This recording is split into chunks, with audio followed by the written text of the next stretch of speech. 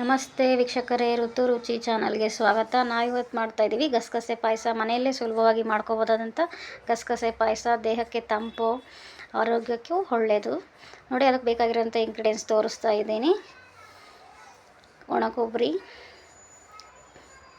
ಅಕ್ಕಿ, ಗೋಡಂಬಿ, ಬೆಲ್ಲ, ಗಸಗಸೆ, ಏಲಕ್ಕಿ, ಬಾದಾಮಿ, ಗೋಡಂಬಿ ತೊಗೊಂಡಿದ್ದೀನಿ. ಬದಲಾಗಿ ಬೆಲ್ಲನ ಸಣ್ಣದಾಗಿ ಕುಟ್ಕೊಂಡು ಒಂದು ಪಾತ್ರೆಯಲ್ಲಿ ಹಾಕ್ಕೊಂಡಿದ್ದೀನಿ. ನೀರು ಹಾಕಿ ಪಾನಕ ಮಾಡ್ಕೋಬೇಕು. ಅದನ್ನ ಬೆಲ್ಲ ಕರಗಿಂದೆ ನೀಟಾಗಿ ಕರಗಿ ಸೋಸ್ಕೋಬೇಕು. ಅದೇ ಒಂದು ಪ್ಯಾನ್ ತೊಗೊಂಡು ಅದಕ್ಕೆ ಅಕ್ಕಿ ಒಂದು 10 ಗೋಡಂಬಿ ಬಾದಾಮಿ ತೊಗೊಂಡಿದ್ದೀನಿ. ನೀಟಾಗಿ ಹುರ್ಕೋಬೇಕು. ಅಕ್ಕಿ ಫಸ್ಟ್ ಹುರ್ಕೋಬೇಕು, ಆಮೇಲೆ ಸ್ವಲ್ಪ ಗಸಗಸೆ ಹಾಕೋಬೇಕು.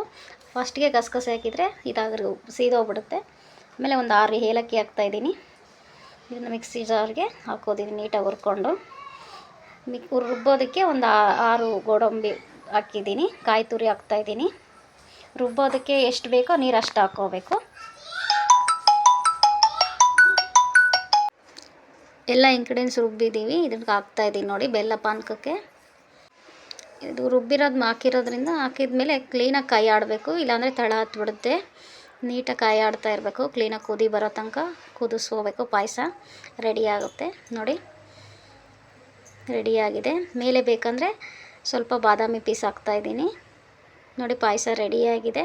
ಇದೇ ರೀತಿ ನಾವು ವೀಡಿಯೋಗಳಿಗಾಗಿ ನಮ್ಮ ಋತು ರುಚಿ ಚಾನಲ್ನ ಸಬ್ಸ್ಕ್ರೈಬ್ ಮಾಡಿ, ಲೈಕ್ ಮಾಡಿ, ಶೇರ್ ಮಾಡಿ. ಧನ್ಯವಾದಗಳು. ಸಿಗೋಣ ಮುಂದಿನ ವೀಡಿಯೋದಲ್ಲಿ.